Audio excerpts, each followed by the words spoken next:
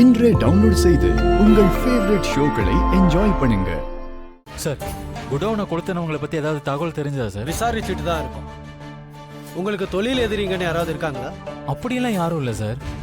என் ஃபீல்டில் இருக்கிற எல்லாருமே எனக்கு வேண்டப்பட்டவங்க தான் சார். சார், இது பிசினஸ்க்காக பண்ண மாதிரி இல்ல சார். பர்சனலா எங்களை பழி வாங்க யாரோ இப்படி பண்றாங்க. உங்களுக்கு யார் மேலேயாவது சந்தேகம் இருக்கா? சார், எங்க குடும்பத்துக்கு ஆகாதவங்கன்னு சில பேர் இருக்காங்க சார். அது யாருன்னு நாங்க சொல்லி உங்களுக்கு தெரியணும்னு இல்ல.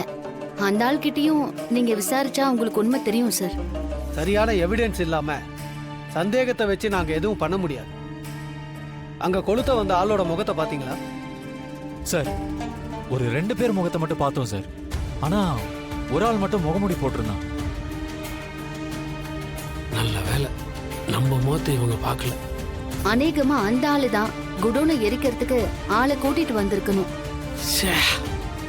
சார், எங்களுக்கு தெரிஞ்ச ஆளா கூட இருக்கலாம் சார். அதனாலதான் அந்த ஆளு முகமூடி போட்டிருந்தான். இவன் என்ன போலீஸ்காரங்க மாதிரி சரியா யோசிக்கிறா? ஆனா அந்த முகமூடி போட்ட ஆளை கண்டுபிடிக்க ஒரு வழி இருக்கு சார். என்ன வழி? அந்த ஆளை திரும்ப பார்த்தா ஏதாவது அடையாளம் தெரியணும்னு அவன் கையில ஒரு கட்டையால சூடு வச்சேன்.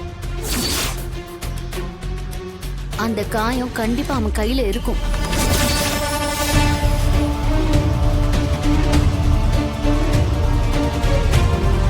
அப்பா, நான் கூட அந்த நேரத்துல இவ ஏதோ கோவத்துல தான் பண்ணிருப்பான்னு நினைச்சேன்.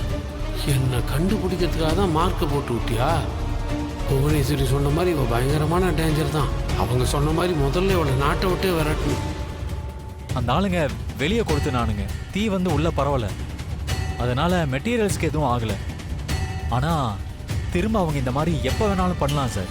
அதுக்குள்ள அவங்க யாருன்னு கண்டுபிடிச்சு அரெஸ்ட் பண்ணிடுங்க சார். அன்னைக்கு நைட்டு ரோந்து போனப்ப கூட சந்தேகப்படுற மாதிரி இருந்த சில பேரை ஸ்டேஷனுக்கு கூட்டிட்டு வந்து விசாரிச்சு தான் அனுப்பணும். ஈவினிங் எல்லாரையும் ஐடென்டி பேரேடுக்கு வர சொல்றேன்.